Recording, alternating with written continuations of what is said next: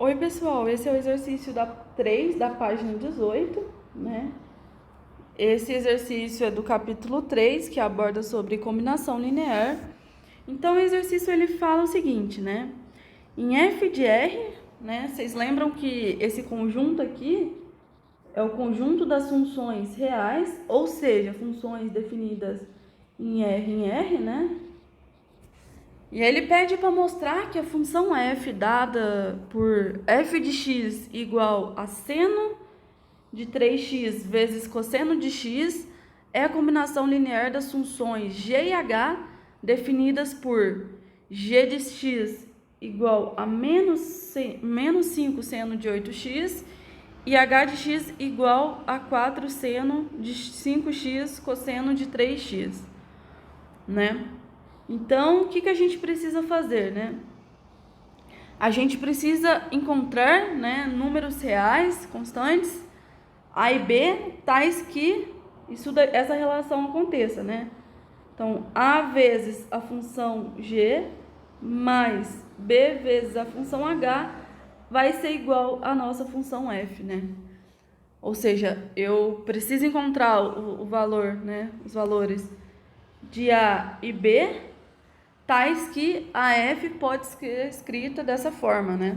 Então, vamos lá, vamos substituir, né, as funções g, h e f. Então, a gente vai ter que a vezes a função g, ela é o quê? Ela é menos 5 seno de 8x, né?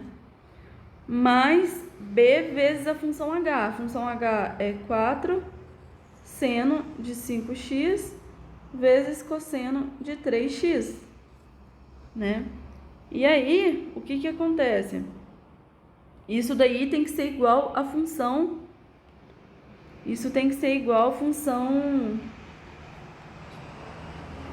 a função f, né? Que é seno de 3x cosseno de 5x. Então, vamos só organizar, né? Então, a gente vai ter menos 5a seno de 8x mais 4b seno de 5x cosseno de 3x, que vai ser igual a seno de 3x cosseno de 5x, né? Então, qual foi a sacada, né, desse exercício, né? Foi o seguinte, eu observei o seguinte, né? Eu fiquei pensando, nossa, vou ter que encontrar alguma relação trigonométrica, né? Para me tentar descobrir quem são esses A, quem é o valor de A e quem é o valor de B, né? E aí, pensando, o que eu percebi, né? Eu percebi que dentro do seno a gente tem 8x, né? E aí eu percebi que 3x mais 5x, né? Coincidentemente, dá os 8x. E aí eu lembrei da seguinte relação trigonométrica, né? Vamos lembrar. Lembre-se que seno de A mais B é igual a seno de A vezes cosseno de B mais seno de B vezes cosseno de A, né? Ou seja, essa é a relação do seno da soma, né? Então, vamos lá, né? Opa, ficou feio, deixa eu só arrumar aqui.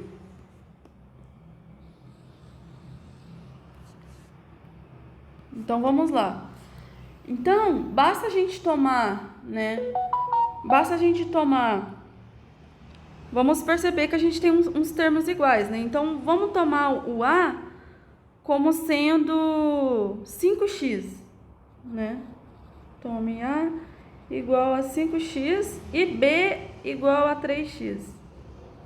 Então, o que acontece, né? Então, substituindo na fórmula do seno da soma, o que a gente vai ter? A gente vai ter seno de A mais B, que vai dar 8x, que vai ser igual a seno de 5x vezes cosseno de 3x mais seno de 3x cosseno de 5x, né?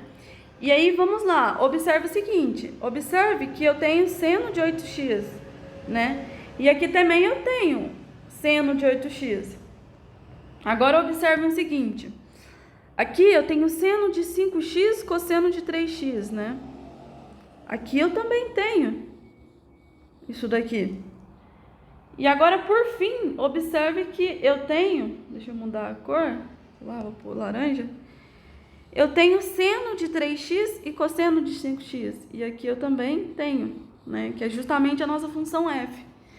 E aí, se eu reorganizar esse termo, né? Ou seja, colocar na ordem da combinação linear, o que eu vou ter? Né? Eu preciso